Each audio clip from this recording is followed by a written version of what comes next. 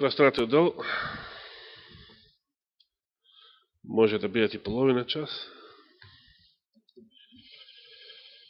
Ке го посветиме на вечерашнава тема. Зборувавме за двата завета. Не стигнахме некако за време на лекцијата. Сакав да кажем една мисла, но и така ветив дека само ќе прашувам. Но тука некаде беше прекината, пред да зеде Олгица збор, беше прекината идејата дека Господ со Израел, како и со пред тоа, значи со Аврам, Адам, Ное, и со Израел Господ планирал повторно само еден завет. Како што склучил со Адам, како што склучил со Ное, како што склучувал со Аврам. Кој е тој завет? Тој е Господовиот завет. Еднаш држав тема што беше така насловена, Господовиот завет, па сега таа нема така да се наслови. Ке видиме како. Тоа е заветот каде што Господ ветува. Каде што Господ се заветува, а од другата страна, од луѓето, што се бара? Послушност или друг збор за послушност, вера. Сега да отвориме во одсекот од денешната поука што ја проучувавме двата завета. Во средата да отвориме. Одсекот од средата ќе го прочитам првиот пасус од лекцијата. Значи 74-та страница од поуката. Насловот на одсекот од средата Агара и гората Синај. Видите што вели сега авторот на поуката. Го потврдува она што го зборевме ние пред месеци повеќе овдека. Бог сакал да склучи таков заветен однос со израелевите синови на Синај, каков што имал со Аврам. Всушност, постојат одредени сличности меѓу Божите зборови кои му биле упатени на Аврам, во 1 Мојсеева 12 глава, и неговите зборови упатени на Мојсеј во 2 Мојсеева 19. Излез. Ако останете во мојот, ако го послушате мојот глас и останете во мојот завет, или го одржите мојот завет, се едно, ќе ми бидете избран род, царско свештенство.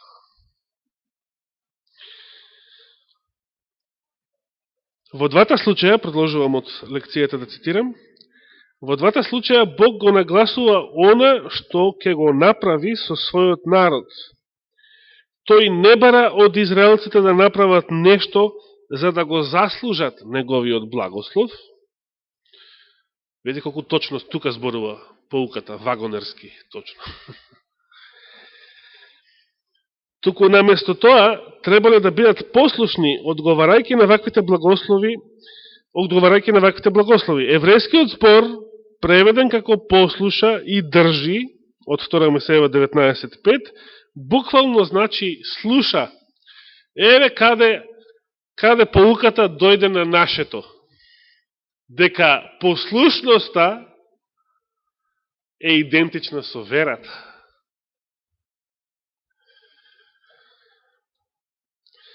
Божите зборови не упатуваат на грешка тука, не упатуваат на оправдување со дела, значи негација се мисли. Спротивно на тоа, Бог сака Израел да ја покаже истата вера која го обележувала Аврамовиот одговор на неговите ветувања. Сега, се сеќавате што тврдиш истата полука? Во јули, значи, како да беше збунет авторот, послушноста ја ставаше на страната на оправдание со дела, па тоа тогаш го критикував, дека е протестантска, нова теологија. А сега зборува како вагонер. Сега го кажува точното, дека послушноста, да слушаш, тоа е исто што и верата. реакцијата што ја имал Авраам кон заветот. Јас не намера да ја повторувам проповета од 5. август, последната проповед што имав предкладне за додадениот закон. И тогаш убаво ги читавме и ги објаснивме тие зборови во 2 Мојсеева 19 глава, но би сакал уште еднаш да ги прочитам, па таму ќе отвориме 2 Мојсеева или Излез 19 глава. На почетокот, првиот стих се вели: во првиот ден од третиот месец,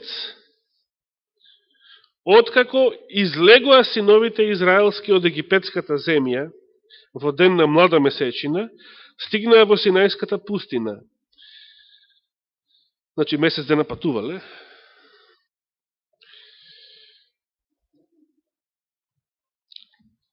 Па потоа уште половина месец до првиот ден на третиот месец. Значи, месец и пол ке му да. Поаѓајќи од Рефидим, дојдоа во Синајската пустина и се улогори Израел таму спроти гората, спроти Синај, значи. И Мојсей се искачи кај Бога и му се јави Господ велејки: кажи му на домот Јаковов и извести ги синовите на Израел.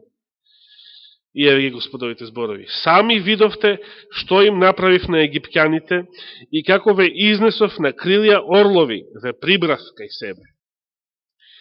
Па сега, ако го слушате гласот мој, истото што и Авраам, така, и го пазите заветот мој, ќе ми бидете избран народ меѓу сите народи, зашто моја е целата земја. И вие ќе ми бидете царство на свештеници и свет народ. Тоа се зборовите што ќе ми кажеш на синовите израелски. Точка. Нема закони. Ако го слушате мојот глас и го пазите заветот мој. Не се споменува закон.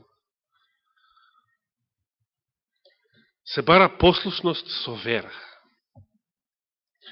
Господ и со Израел сакал да склучи ист таков завет како и со Авраам. Господ не планирал да склучи со Израел стар завет. Или фаличен завет. Завет што има недостаток, како што Павле ќе рече подоцна. А што бил недостатокот? Недостатокот бил тоа што стариот завет е завет наместо ваков, како што Господ сакал, историски се склучил еден друг, според човечките ветувања. Значи, за Авраам беше напишено како реакција на Господовите зборови и му поверува Авраам на Бога и тоа му се прими во оправдание. А кога Мојсей ги кажал овие зборови на израелците, како тие реагирале?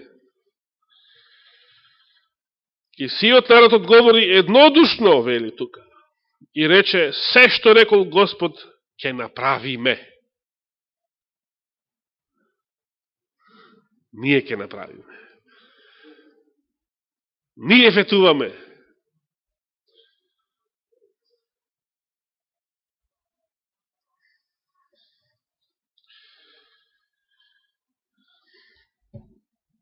И од 9 стих па надолу започнува една друга историја, каде што Израел требаше да биде сведок на едно страшно откровение на Божијата сила. Страшно и величенствено откровение на Божијата слава. Текстот вели дека гората се димеше. Планината беше запалена. Замислите цела планина воднова, како од Скопје да гледаме како гори цела планина. Од средно водно нагоре. Затоа што Господ слезе на неја. Величенствени зборови.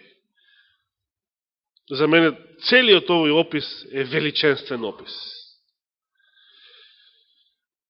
Меѓутоа, тоа е страшен опис, да го доживееме лично.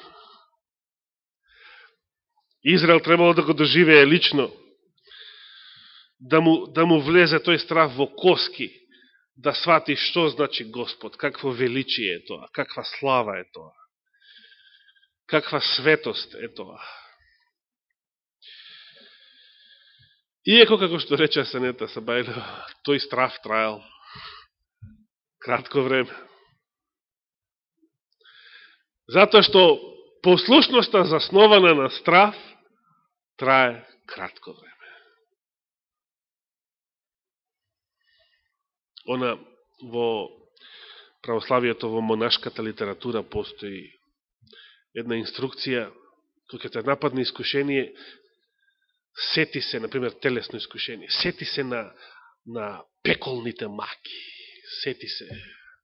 Значи, некако да некој само уплав да си направиш, да си се исплашиш сами од себе си, како борба против искушението. Меѓутоа, послушност заснована на страв не е совршена послушност. Или страв од казна. Тоа е она малолетничка, старозаветна послушност. Детето да не смее да направи тоа и од страв да не го направи. Да не изеде кјотек. Но тоа е малолетничкото, тоа е старозаветното.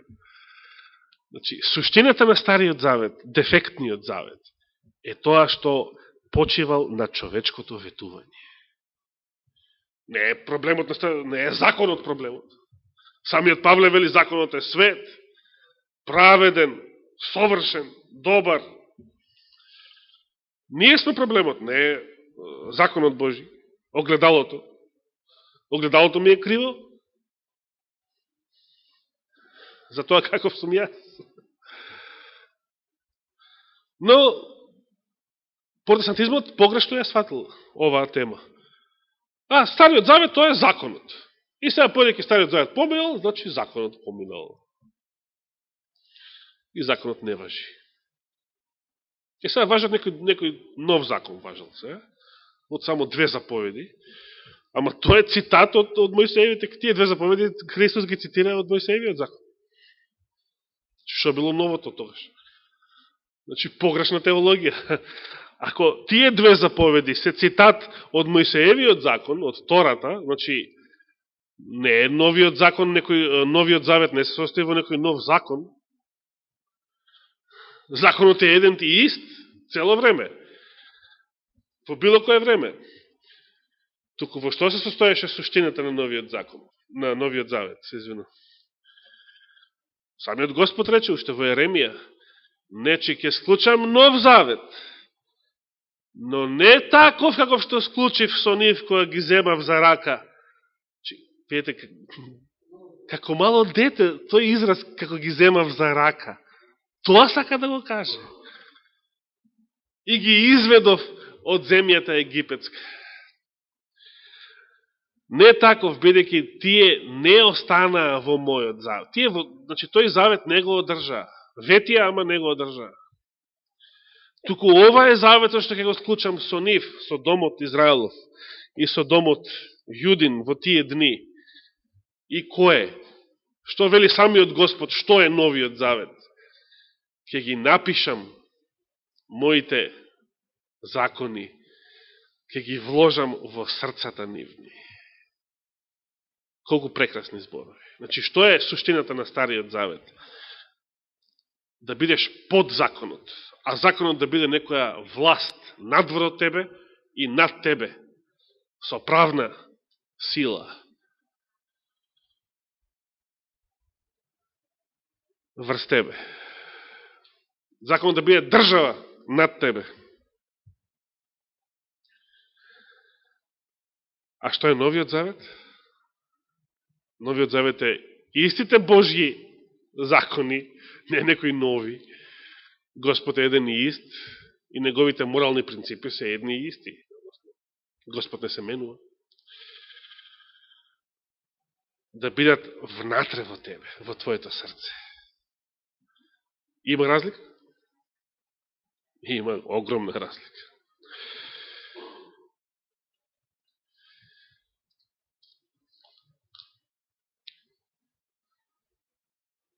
Но еве, 2000 години скоро од Христа, од Новиот Завет и поголемиот дел од христијанскиот свет се уште мисли под водство на нивните свештеници. Стариот Завет, тоа е стариот закон. Тука спаѓа и саботата, и правилата за јадење, пиење, тоа е све Стар Завет.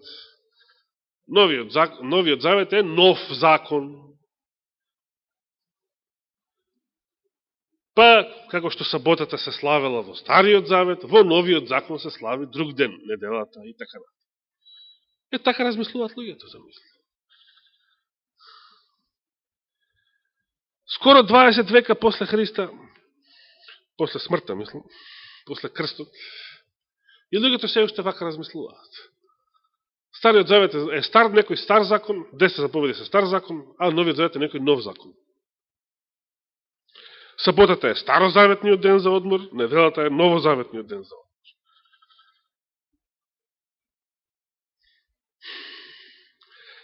Другата, наредствената сабота, ако даде Господ живот и здравие, сакам да зборувам за саботата во светлината на двата завета. Ке биде многу интересно тоа проучување во контекст на овие зборови од Излез 19 глава. Сега би сакал да преостанатото време да го посветиме на една мисла од одсекот од понеделникот, значи од средата Агара и гората Синај, да се вратиме на одсекот од понеделник во поуката Заветот со Аврам, 72 страница. Се споменува тука еден чуден случај, чуден за нас,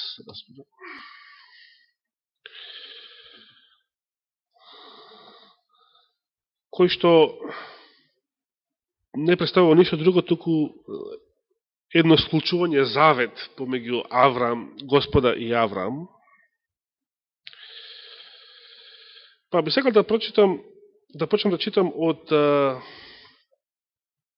во третиот пасус ке му дојде, одnosno последниот пасус, втората половина од одсекот, често пати, што започнем со тие зборови. Често пати лесно ние да го фалиме Авраама како човек на верата, вели тука коментарот на лекцијата, кој никогаш немал никакви сомнежи, ниту пак поставувал какви било прашања. Меѓутоа писмото ни дава една сосема поинаква слика за него.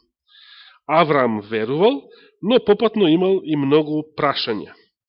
Неговата вера била вера која расте. Како и таткото во Марко 9.24, всушност Авраам му зборувал на Бога: верувам, но помогни му на моето неверување. Нема потреба да го читам целиот пасус, ова ми беше битното. Добивам впечаток дека авторот на лекцијава, како да ги сватил Аврамовите зборови во Битие 15 глава како еден вид на маловерие. Како што тоа било случај со таткото на демон обседнатиот во Марко 9 глава. Но ајде да ги прочитаме тие стихови и да видиме зашто станува таму збор. Дали Аврам со тоа што поставува прашање, ако се сеќавате лани кога гледавме таа проповед од Лунар Анджелович, таа убава проповед за Аврамовите прашања, како Аврам, или Аврамовите молитви, или и на некој начин како би требало ние да се молиме. Дали Аврамовото прашање во овој текст одразува некоја маловерие од негова страна или дури неверие? Значи да отвориме Битие 15 глава, посочениот текст. Лекцијата вели од 1 до 6 стих. Ајде да почнеме 15 глава. Значи истата глава каде што Аврам му поверува на Господа и тоа му се прими за оправдание. Сега, и после она со Елије, дека нема Елиезер да ти биде наследникот, туку оно што ќе се роди од твоите бедра. И сега, 7 стих. И му рече, повторно, значи, в 6 стих, му поверува Аврам на Господ и тоа му се засмада за праведност, ево тоа, што Павле го цитира во Галатјаните. И сега 7 стих. И му рече, јас сум Господ кој те изведе од Ур Халдески, за да ти ја дадам оваа земја да ја владееш. И сега Аврамовото прашање. А тој рече, Господи, Господи, пошто ќе познаам дека ќе ја наследам? Сега, овие зборови личат на маловерие, неверие, или што значи ова Аврамово прашање? Што бара Авраам? Знак? Меѓутоа треба да разбереме што значи тоа. Ајде видиме што се случува понатаму. И му рече, принеси ми јуница од 3 години и коза 3 годишна и овен од 3 години. Зошто од 3 години? Размислувајте. А и грлица и млад гулаб. И тој го зеде сето тоа и ги пресече на половина, че се замислите, сите овие, и ги стави сите половини една спроти друга. Само птиците не ги преполови.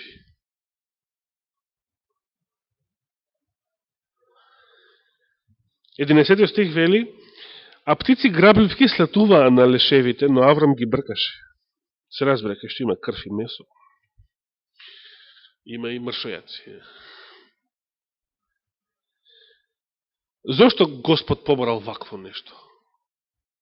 Што е ова? Ова е склучување на завет. Во Аврамово време вака се склучувал завет. Вака се подпишувале договори, значи, кои што имале правно значење, правна сила, како за пред нотар. Значи, две странки вака склучувале договор со преполовување на животни, со крв.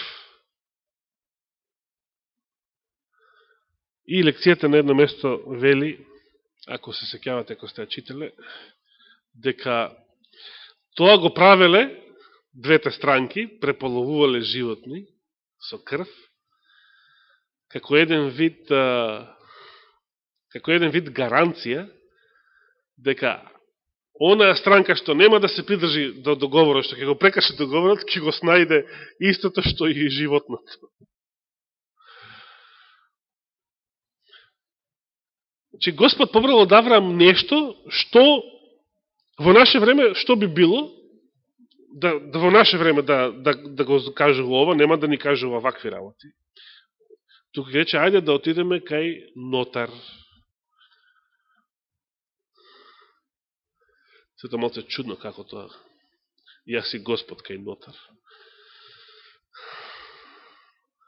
Некако не одговара. Меѓутоа, во времето на Авраам немало потреба од трети посредници, нотари или било кои. Значи, двете странки си го склучувале договорот само меѓу себе. Немало потреба од посредници. Како што и Стариот Завет бил со Мојсе и со посредници. А со Аврам Господ директно склучува договор. Нема потреба од посредници. И го склучиле вака со животните, расечени, затоа што така луѓето склучувале договори во негово време. Понатаму се вели 12 стих, а кога сонцето беше на залез, го совлада Аврам длабок сон, и ете го опфати голем мрак, и го обзеде ужас, дури се вели. И Господ му рече на Аврам, знај дека потомците твои ќе бидат придојдени во туѓа земја, и ќе робуваат и ќе ги мачат 400 години, но јас ќе го судам народот кај кого тие ќе бидат во робство. Потоа тие ќе излезат и оттаму со големо богатство, а ти ќе отидеш кај татковците своји во мир и ќе бидеш погребан во среќна старост. И потоа кажува што понатаму ќе се случи. Нема потреба тоа да го читаме. Значи, битното е ова. Кога Аврам прашал, Господи, Господи, пошто ќе познаам дека ќе ја наследам, Аврам барал што? Барал тапија, барал нешто опипливо, што представува, значи, склучен договор, документ за собственост. Господ е собственик на целата земја и сега за да јас примам од него нешто во наследство, значи се бара што? Се бара тапија, се бара имотен лист, се бара некоја правна гаранција дека е тоа така. Да. Да, се разбира. Тоа е затоа што постои недоверба меѓу луѓето. Да. Значи, Аврамовото прашање не е сомнеш. Тоа е погрешно толкувано. Од главата? Да, во ред, меѓутоа дали пред 15 глава е ветен негов син. И дали ова прв пат каде што се споменува. Да. А мислиш дека Аврамовиот сомнеш го врзува за... Дама, ја поставам сега контрапрашање дали на Аврам пред тоа му било речено дека негов син, или ова е прв пат кога, дури во 15 глава прв пат, дали е ова сега прв пат, или од ја мислам дека пред тоа не му било речено.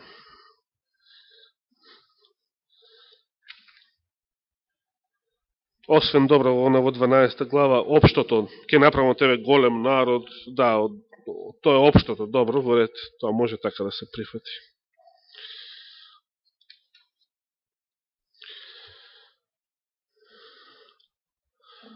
За да направи голем народ, што треба да има негов син.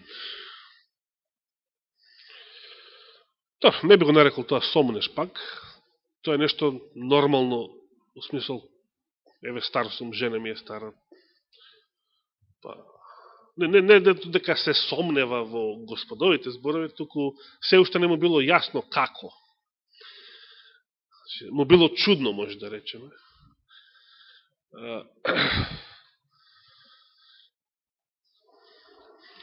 И се разбира, Аврам немал, како што ние имаме, ги имаме сите овие примери и цела напишена Библија, за да се учиме.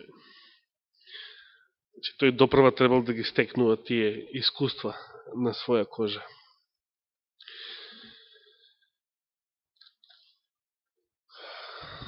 Добро, тоа би беше битното да го појасниме вечерва.